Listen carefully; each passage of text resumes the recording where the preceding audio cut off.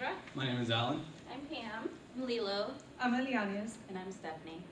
And tonight we are here to present you 5 tricks for an expressive delivery.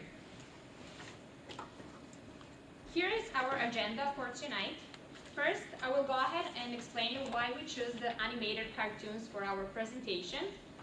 After that, I will introduce you our presentation activity for tonight. Then, I will go ahead and hand it to my teammates to explain you each of the 5 tricks that we prepared for you. And lastly, I will summarize this presentation and we're open for questions. Just before I started about the reason for choosing the animated cartoons, I want to make sure everyone is familiar with Tom and Jerry, right? Yeah? Yes. Perfect. Okay. So Tom and Jerry is an animated cartoons where no words are present. Wordless cues plays the most important role in creating each episode of Tom and Jerry. I have a question for you, and I want some of you to answer to me. Why do you think creators of cartoons choose to play no words in each episode? Kids are watching it, they can read it. That's one of it, perfect. Anything else? They want to point out the attention to the animations, not to the words. Perfect, exactly. Oh, really? Well, hopefully everyone read the chapter 6 guide to presentation, and in our textbooks, Russell points out that nonverbal communications is very important just because emphasize additional information that you want to talk to your audience. In other words, nonverbal communication has a much more than just the verbal meaning of the words spoken. Just imagine when each of us graduate, like in a couple of months hopefully, and when you find a full-time job, you're going to be facing different challenges on your workplace. Some of them, and I'm pretty sure it's going to be public speaking, or you're going to be required to present in front of your executives. When you present, you just don't want to look at your notes and just speak. You want to sound confident and convince your executives about your topics. Now it's time for me to present you our activity for tonight. So hopefully everyone has one of the handouts. So after we cover each trick, you're going to be asked to answer your question. And I want you to pay attention on 2 words. First one is plan, the second one is execution. Please, when you answer your question, make sure that you use those words, okay? And as I just mentioned about the plan and execution as an important part of your nonverbal delivery, we're about to watch a video. The video is about Tom's mousetrap and how he prepares and plans his mousetrap. I want you to pay attention how he brainstorms his ideas on a huge board and how he is detail-oriented.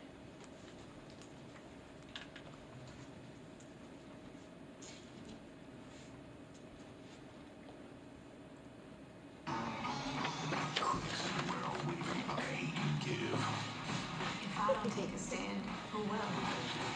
I need to see clearly.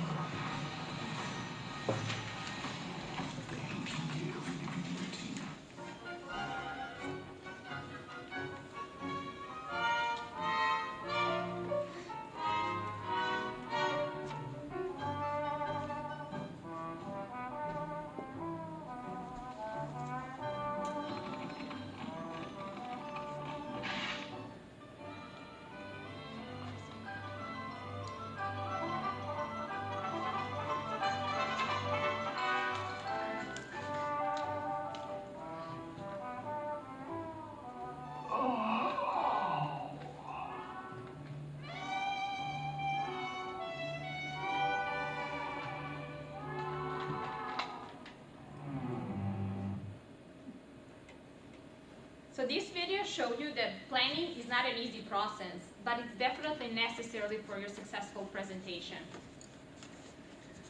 Also, I'm going to show you a second video. The second video is going to show you how Tom executed his mousetrap.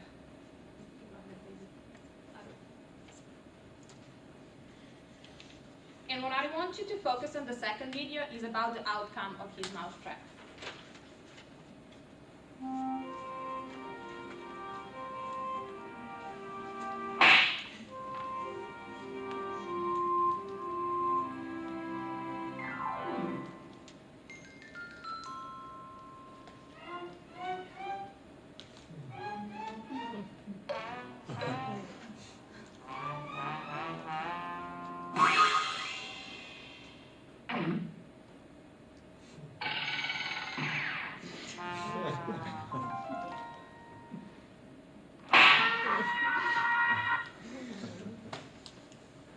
from the video that you just watched, do you think his mousetrap was successful? No? Okay, that's why we have 5 tricks that each one of you guys should follow in order to have a successful nonverbal delivery when presenting.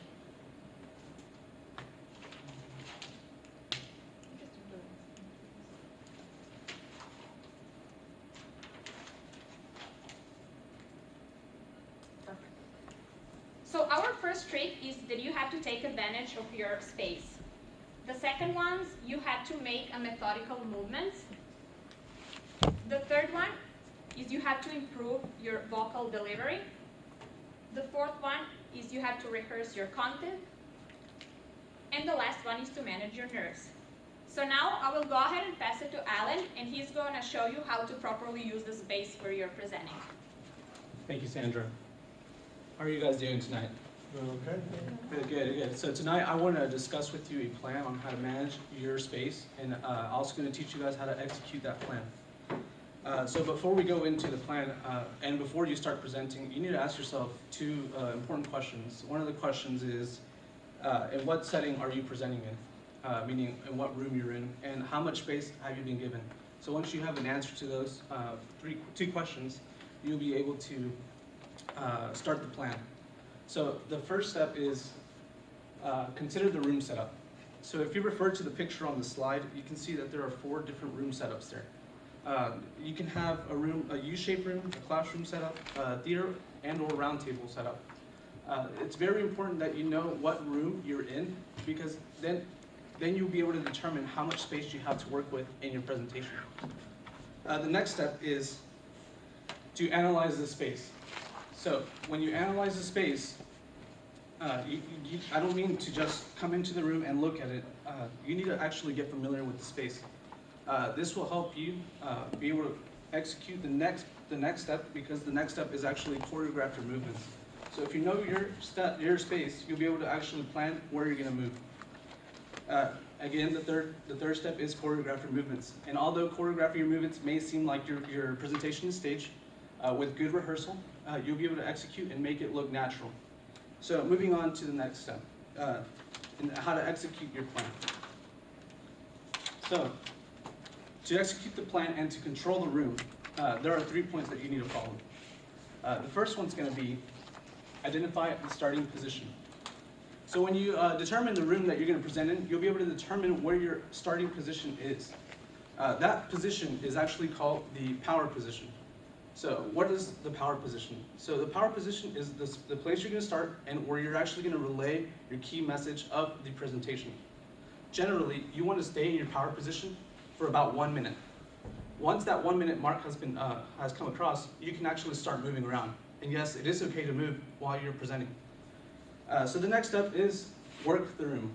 What does work the room mean? Work the room means to interact with your audience. And this is very important because if I'm just standing here like I am now, which is, I'm not sure if the audience back there is paying attention to me or actually focusing on me. So if you work the room, you'll be able to capture their attention, because movement captures one's attention. So before I move on, I want to show you guys a quick video about English Prime Minister in a presentation he gave. So this video is actually, it's been fast forwarded, but it was a 50-minute video long, 50-minute presentation. So let's go ahead and play the video.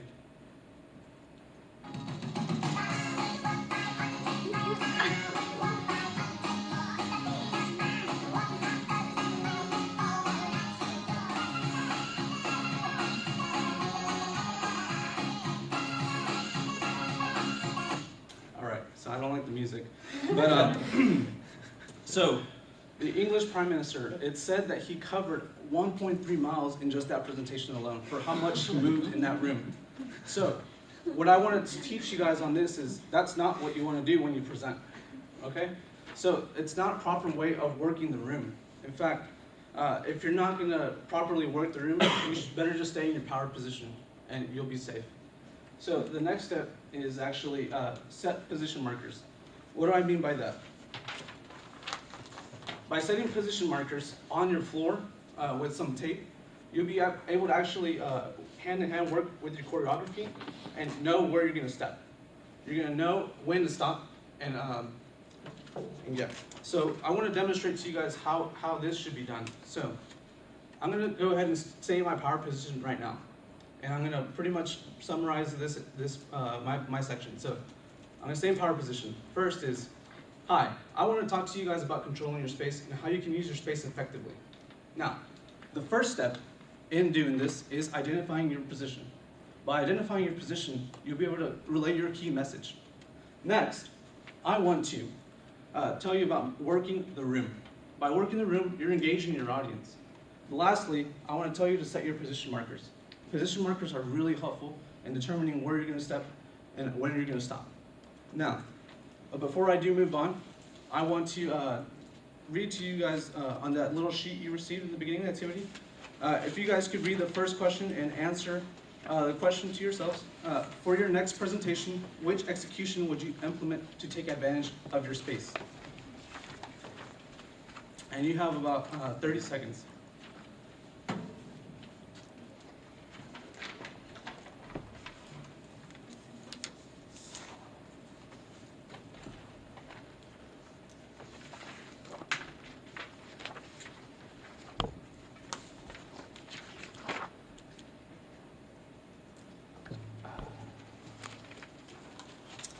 All right, now we're going to go ahead and move on. I'm going to hand this over to Pam, and she's going to relay to you guys the importance of making methodical movements. Thank you, Alan. Okay. I will be speaking about making methodical movements throughout your presentation, using your movements in a way that would help emphasize your message, get your message across, movements that go with your message and not against it. Okay, so we'll go over topics such as body movement, eye contact, posture, gesturing, the gestures that you use, and how to use those nonverbal cues to emphasize your message. Okay, so this picture of Tom, who wants to take a guess what they think he's doing in this picture? Waiting for the mouse. He's stalking. Dancing? He's plotting. Plotting, stalking. It looks kind of like dancing. Almost the Thriller, but not quite. He is sneaking in through the door and he's slowly shutting it behind him. Notice you don't see anyone in the room. There's no audience at all. But he's very methodical about his movement because he's always scheming. Typical Tom. So even without an audience, he knows he has to be prepared. Whether there's Mommy Two Shoes in the room, whether Jerry's there, he's always prepared. His stance, he's ready to pounce if that mouse is there. I almost said rat. Okay, so no matter the audience size, it's important to consider purposeful body movement and eye contact. You want them to trust you, to trust your message, to get your message across. So here is the plan on how to do that. You want to act natural. You want to set the tone of the room, the ambiance, how you want the conversation to flow, how you want your message to be perceived by the audience, and how you want things to get across to them. And then also you want to prepare for adjustments throughout your speech. You don't want to set everything in concrete to where if anything happens, you don't know what to do. So here's how we're going to do that.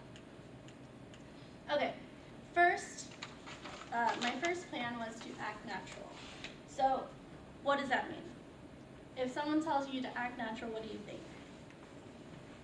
Be yourself. Be yourself. Be yourself. Right. Okay, so how do you find out what that is? You assess your movements, either assess yourself, what you notice about yourself, any gestures that you use commonly. If someone were to imitate you or mimic you, what do you think they would do? You can always ask a friend what they notice, any patterns of movements that you make whenever you speak, whenever you're conversing, presenting. And then also just recording yourself. Recording yourself giving a speech, recording any conversations you may have, obviously if the other person agrees to it, and watching, seeing what you do.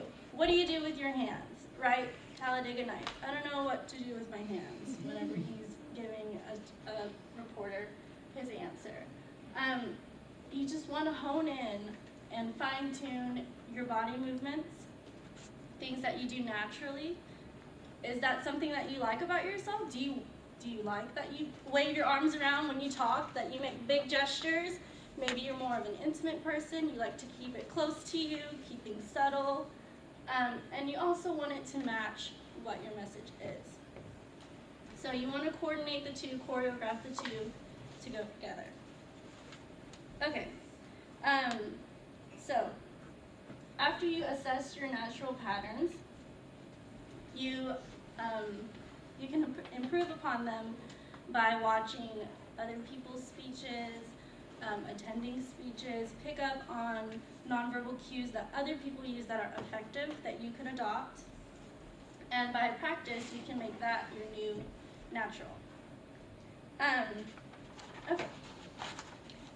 Now that we've focused on the body movement, let's focus on understanding the importance of understanding the high and low context cultures. Is everybody familiar with high context and low context culture? Anybody want to explain what it is just really briefly? Go ahead. Low context cultures are cultures when what they say is what they mean. High context is you gotta look within under the words to understand what they truly mean. Perfect. That's good. So high context cultures, they look at more than what the verbal message is, more than what you're saying. Low context cultures just kind of take it at face value. What you say is what you mean. High context cultures, they look at how you deliver the message, what your body says, kind of how you deliver more than what you're just saying. And Enrique in group 2 gave an example of direct and indirect communication, and I believe another group did as well. And he gave a great example. You know, his culture is more direct, and his coworkers was more of an indirect. So there was a little bit of a clash there. So understanding high context and low context cultures is very important for that reason, so that you know how to adapt to those situations. And as group 5 said, adapt to the audience. It's kind of a similar situation. You want to know your audience and know how best to get your message across to them. Okay, and lastly, be fully present. This is kind of a yoga or meditation term, but to be fully present, you want to be aware of everything that's going on. Are you doing something too much? How is the audience reacting to your movement? Are you being too aggressive with your movement? Is your eye contact maybe too direct? Maybe not stare at one person too long, focusing more on one side of the room versus the other. As Alan mentioned, are you pacing too much? Is the rhythm of your movement matching your message and your delivery? So you want to choreograph and get everything to where it's on the same rhythm, the same tone, and you want to set your own pace. So I grew up in a musical background. I played piano, violin, and harp. So I've spent a lot of time in front of a conductor, right? So when you think of a conductor, they're kind of the ones leading the charge. They walk in the room, it's silent, but the audience knows the conductor just walked in. He's got his back to the audience the entire time, but as soon as his hands go up, the audience heightens, right? Just that one gesture, they're like, oh, something's about to happen. What's about to happen? Are they going to start slow? Maybe it's just a slow rhythm. Maybe this side is playing something a little softer. This side comes in a little heavier, right? And he's controlling the whole pace. He's telling everyone what to do, and as he changes, they change with him. They're adapting to what he's doing. His nonverbal cues are telling them how they should play, how loud they should play. Should they slow down? Should they heighten their volume? Should they tone it down? And so he's choreographing the music for everybody, and they're only paying attention to his nonverbal cues. So just kind of keep that in mind when you're giving your presentation, how you want to be perceived and how you want the audience to perceive your message. Okay, so on the handout, if you'll look at question 2, you can go ahead and take 30 seconds. Tell us a time when you've successfully assessed your movements during a presentation. I want you to focus on when you assess your movements. Do you do it during your presentation? Are you thinking, I'm waving my hands around too much, I'm moving too much? Do you think about it after your presentation? What was I doing up there? I wonder what I looked like. Or do you plan beforehand? This is what I want to do in my presentation. This is what I want to look like up there. Is it a professional setting? Is it more casual? How do I want this to play out? So go ahead and take 30 seconds and just kind of fill that out about how your presenting style is.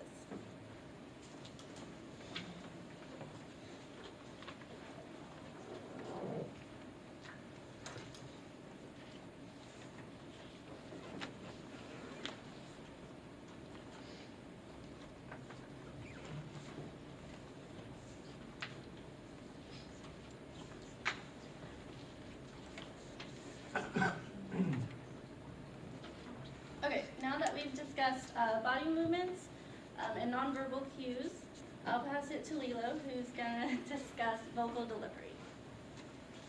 Thank you, Pam.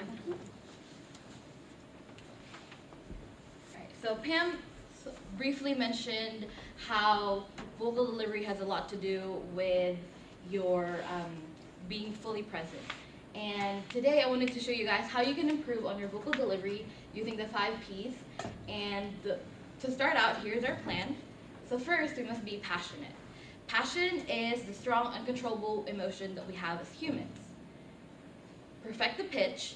Pitch is the degree of highness and lowness of your tone.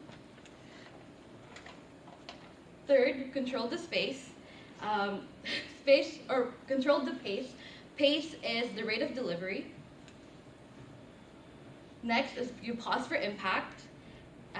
Pausing is a temporary stop, and a brief stop within a speech is essential in order to, take a deep breath or just pause for impact. Lastly, we must project effectively. So these 5 Ps were developed by Jim Hornicle, a manager leader specialist, in his 2015 article titled "Present Your Business Case Using Your Voice."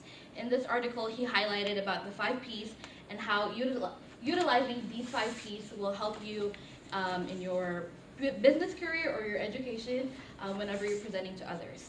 As you guys can see, I have Mommy Ch6 on here. She's one of the characters in the show that talks, and that's why I have her on here. So next is the application.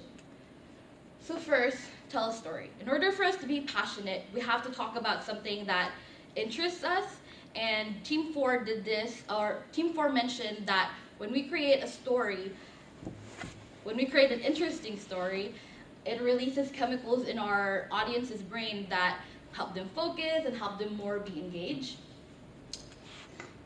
Also, raise or lower your tone.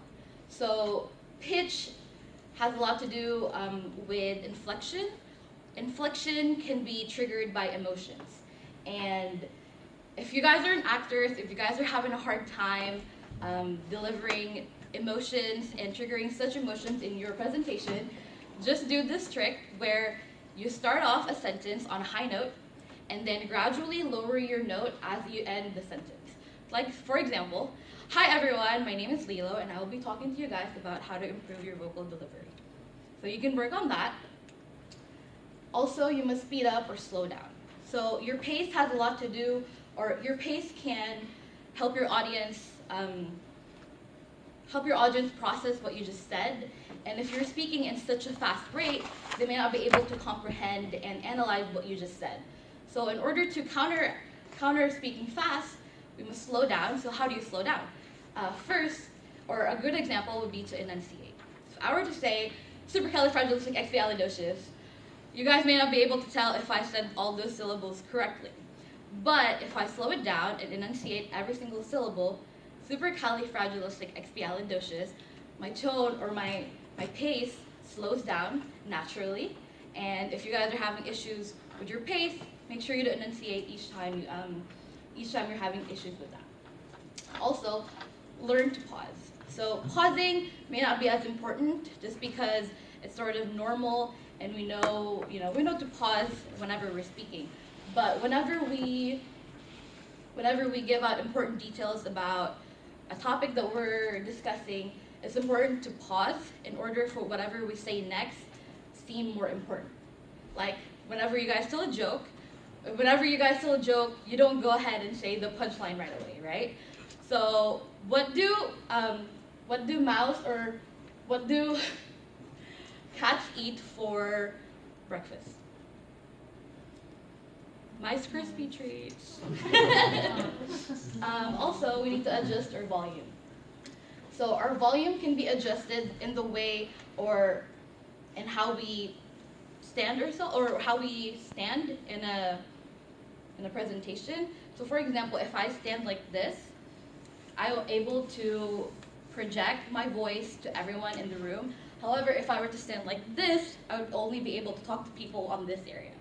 So make sure to adjust your volume and utilize or take advantage of your space, like Alan said. And if you guys would look at your questionnaires, please take your time to answer question number 3, which is, which of the 5 P's do you think you utilize well, and which do you think needs more improvement? So take 30 minutes to answer those. 30 seconds. Oh, 30 seconds, sorry. We'll be way over then. Take the rest of the class to fill this out.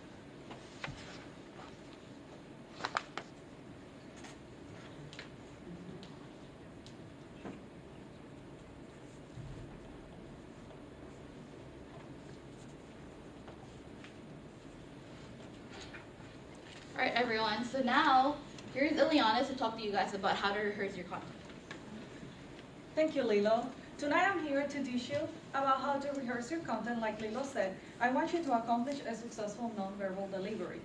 I have a plan, just like Tom over there, to teach you how to achieve your goals when you're presenting. The first step on this plan is to prepare for a dynamic presentation. As the article, Dynamic Presentations for a Strong Leader recommends, when you're preparing your content, and when you're preparing your presentation, you should focus on those outside factors that may affect your presentation in a positive way or a negative way. I would recommend focusing on the ones I'm going to teach you tonight that are the most important ones. The next 2 parts of the plan is to build a strong presentation. You're going to build this strong presentation with 3 steps, 3 simple steps. And lastly, we're going to talk about the writing portion of your rehearsing. We want to find an effective way to write your script. Now, to execute the first part of this plan, I recommend focusing on these 3 factors, following the steps I'll give you.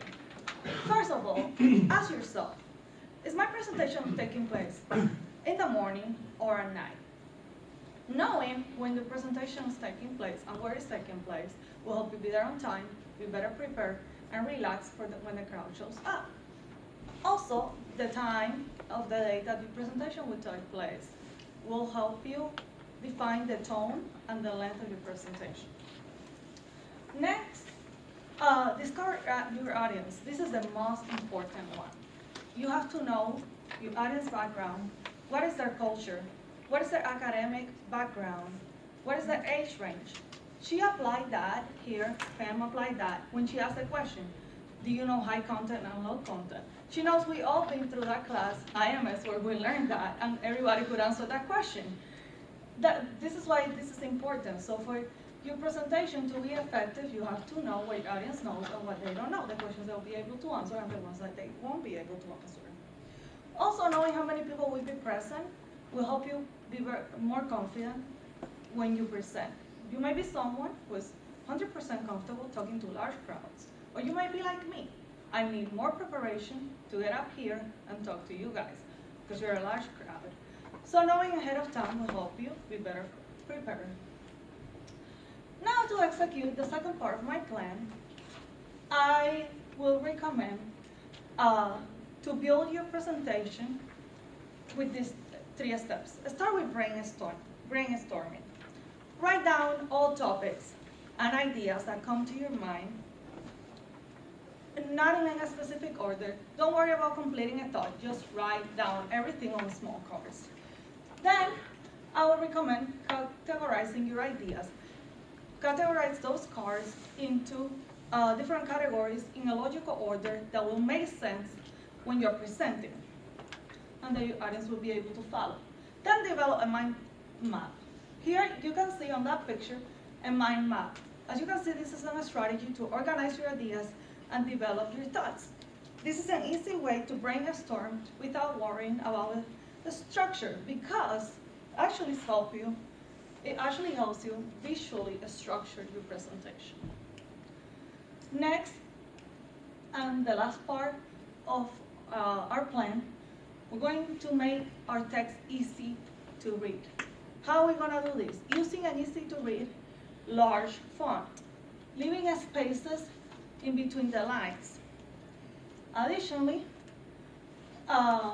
we are going to highlight and underline those important sections we have to emphasize. And lastly, we're going to differentiate between those sections that can be taken out, we run out of time, and those that can never be taken out, such as the beginning of your speech and the end of your speech. I wanted to show you guys here what I did. I did just that, and that helped me glance at my text if I needed to, help me remember my content better, and be more comfortable with the pages in front of me. Now I would like for you guys to look at your handout and answer the next question, which is, what are the steps you should take before presenting?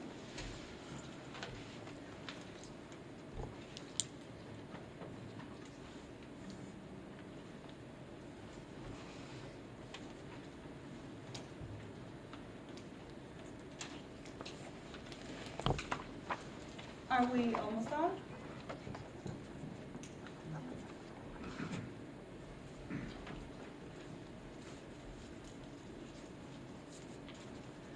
Well, guys, now Stephanie is going to teach you how to control your nerves. Hi, so thanks, Eliana. So the last step that we are going to rehearse, or the last trick that we're going to show you, is how to manage your nerves. 3/4 of the population have some sort of speech anxiety. They hate jumping up here and they hate doing, and they get all nervous. So managing your nerves is really important. So the first step that I have is meditation. Meditation helps us to slow down our breath. It allows us to teach ourselves how to calm ourselves, how to slow our heart rate. And it also, it's not just mentally, it'll be physically, like our heart rate actually slows down. Next, it'll be pinpoint your fears. Figure out what fears you have about why you are scared of getting up here, or what you think is going to go wrong. Next, we're going to avoid stress. When we're stressed out, we seem to be tensed up and we're tight, and it accelerates our breath or it slows down our breath. So those are things that we want to work on whenever we're preparing for a speech. So how are we going to do that? We want to be positive. When you're positive, you tend to be more willing to do it. When you're negative, you're like, oh, I'm going to fail, and I'm not going to be able to do this, and you're going to do bad. And if you think bad, it's probably going to happen. If you think, oh, I'm going to knock it out of the park, you're probably going to do way better. Overcome the fear. So once you figure out like what is your fear, figure out why it's your fear, and then work on that's your fear, because it's going to be different for just you. Next, I've read that if you exercise, it helps you to regulate your heart rate. You take in more oxygen. When we're tense, we don't breathe enough, and we're holding in that carbon monoxide because we're so tense.